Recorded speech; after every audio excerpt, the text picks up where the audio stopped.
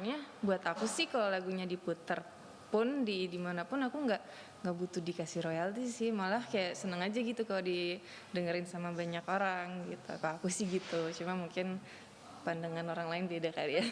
Aku mikirnya apa nggak akan jadi lebih ribet ya gitu. Tiap kayak orang mau pasang lagu gitu kayak harus mikirin royalti gitu, jadi ribet gak sih, kayak kasihan merekanya sih. Kenapa saya setuju? Karena memang sudah saatnya karya cipta itu diapresiasi oleh negara dan oleh masyarakat Indonesia. Kenapa sudah saatnya? Karena banyak sekali karya-karya cipta yang pertama diselewengkan, yang kedua banyak karya cipta yang dibawakan tanpa izin juga, lalu hak ekonominya dari para pencipta juga belum semua diterima.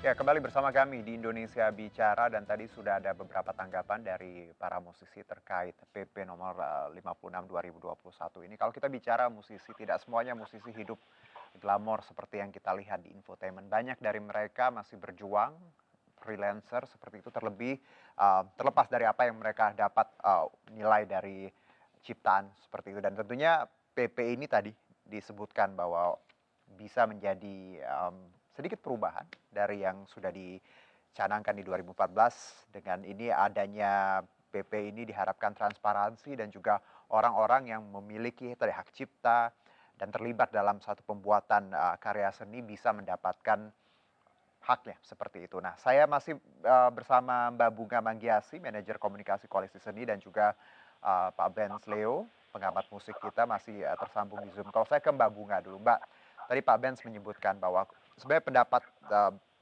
berdua ini kurang lebih sama. Tapi Pak Benz tadi menyebutkan bahwa tidak hanya nanti yang pencipta, tapi orang-orang yang terlibat, ya baik itu musisinya, akan mendapatkan haknya. Anda melihat potensi ini seperti apa, Mbak Bunga? Oke, Kak. Hmm, Sebetulnya yang diatur adalah pemberian royalti dari kegiatan komersial untuk pemegang hak cipta lagu atau musik gitu ya. Jadi bisa untuk pencipta lagu atau musiknya maupun pewaris hak ciptanya kalau si penciptanya sudah wafat Baik. dalam waktu sekian puluh tahun ya. Ada juga pemilik hak terkait yang akan mendapat royalti. Entah itu pelaku pertunjukan, produser fonogram atau lembaga penyiarannya ya kalau mereka memang punya hak terkait itu. Jadi betul bahwa jika PP ini dilaksanakan dengan baik, yang akan menerima manfaatnya bukan cuma pencipta lagu gitu ya, yang mana itu mereka berhak banget dapat itu, tapi juga ada pihak-pihak lain. Dan tentunya kita juga masyarakat yang tidak menciptakan lagu tapi menikmati lagunya gitu ya, akan kebagian manfaat juga kalau misalnya makin banyak lagu-lagu yang lebih bagus dan menginspirasi, kan kita juga yang jadi lebih bahagia gitu ya, jadi lebih hidup gitu daripada sepi nggak ada musik. Oke. Nah, kalau kita bicara peraturan ini ya namanya kan ini baru. Jadi masyarakat juga Pak Benz banyak yang masih bingung gitu ya karena mungkin baru baca sedikit sebagian. Yang digaris bawah ini kan untuk komersial ya. Jadi kalau masyarakat yang menikmati pribadi streaming seperti itu dan sudah bayar, nggak perlu khawatir ya, Mbak Bunga ya dan Pak Benz ya. Ya, Gimana Pak Benz?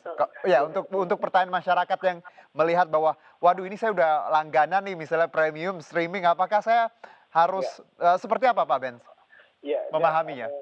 user seperti ini kan sebenarnya mereka sudah membayar, mereka bukan mengkomersilkan. Itu yang prinsipnya dari situ. Tapi ada stressing yang lebih penting dibanding hanya sekedar royalti. Basic dari hak cipta atau menghargai hak cipta itu ada dua hal. Yang pertama adalah hak moral, yang kedua hak ekonomi.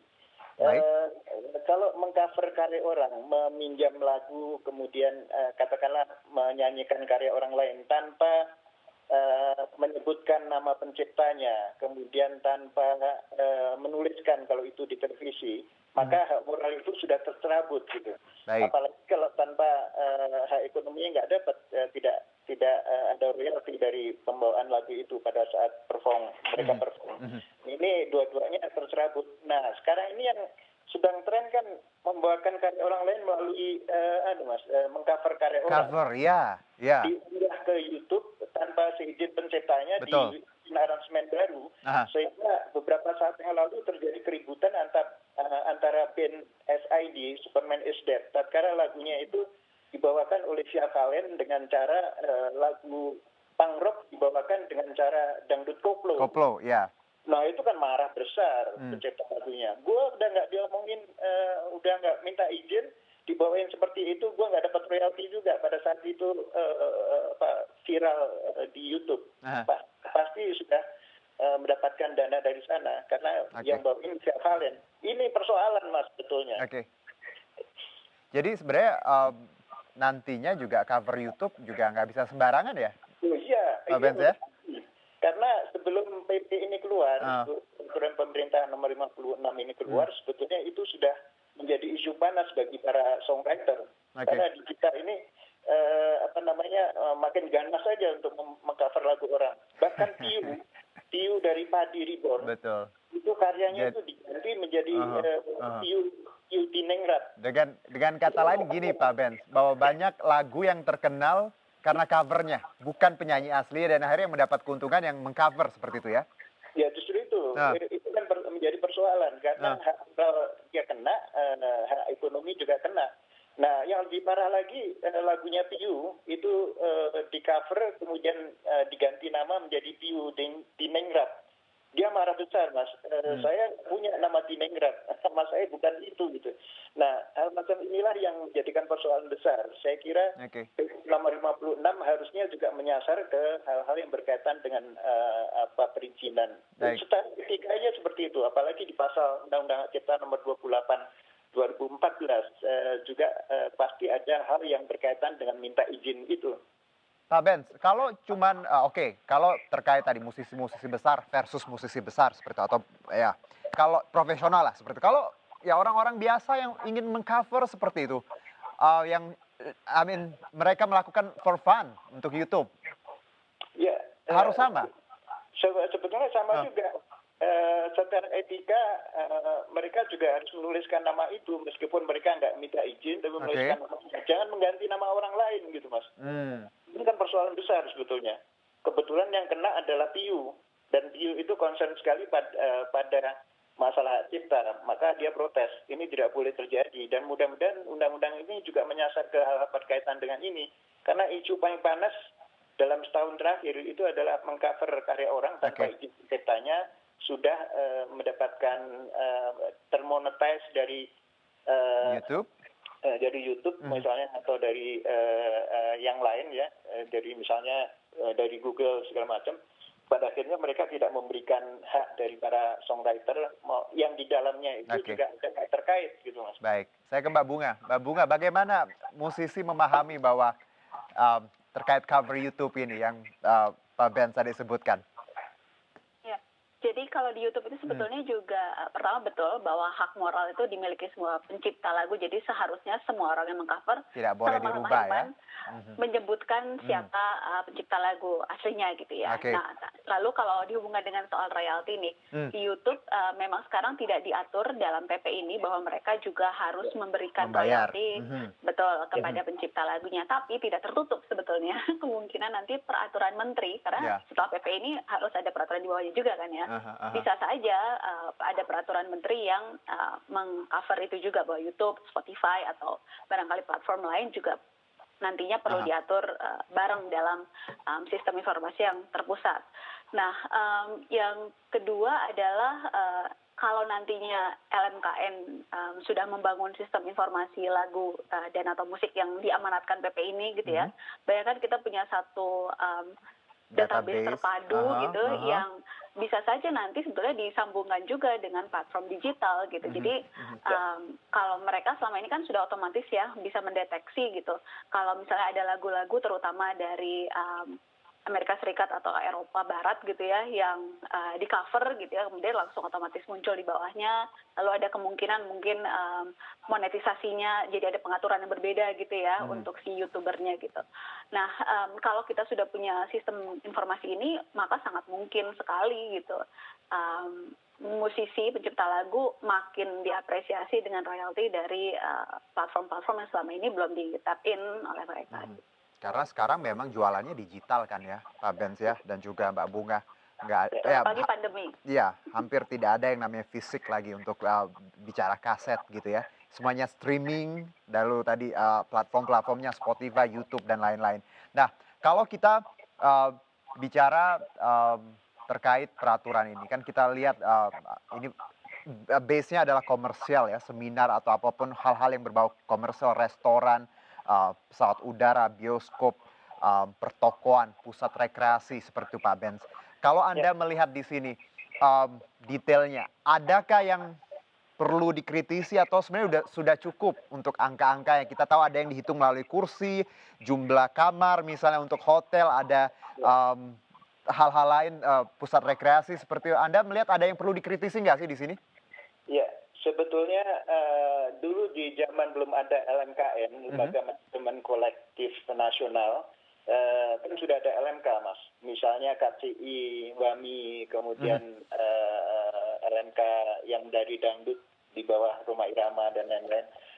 Itu kan sudah ada. Pada saat itu sebetulnya pembayaran royalti itu relatif terselamatkan karena mereka itu membayar melalui asosiasi.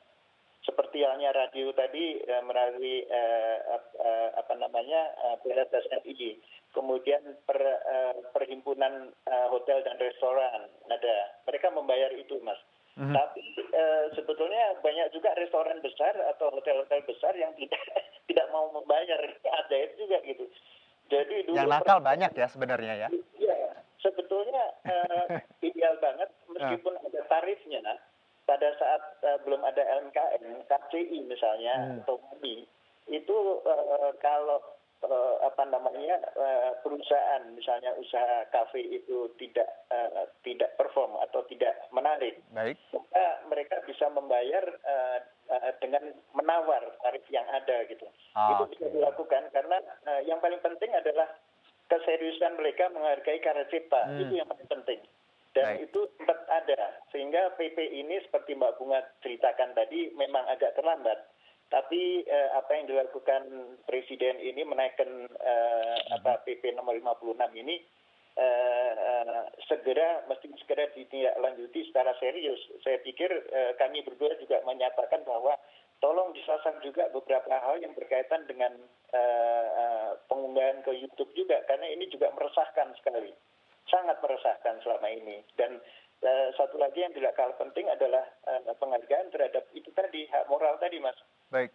Bahkan saya sempat menyarankan pada DJ radio atau penyiar radio, Anda harus memulai sesuatu yang baru. Pada saat Anda menyiarkan musik atau lagu, maka tolong sebutkan nama penciptanya. Itu akan dihargai sekali dan radio Anda akan menjadi mendapatkan apresiasi dari songwriter atau dari para musisi Indonesia.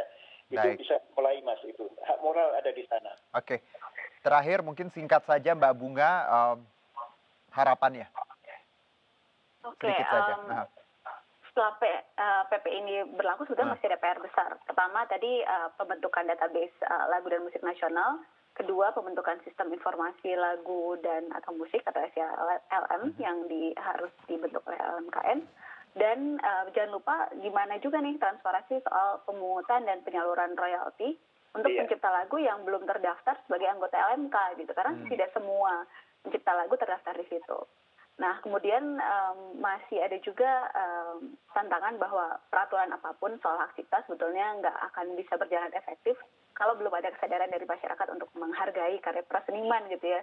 Mendiang Glenn Fredly yang tahun lalu meninggalkan kita semua selalu bilang bahwa ekosistem musik itu berawal dari sebuah lagu. Jadi jaminan perlindungan hak cipta untuk pencipta lagu itu syarat mutlak mewujudkan ekosistem musik Indonesia yang lebih baik.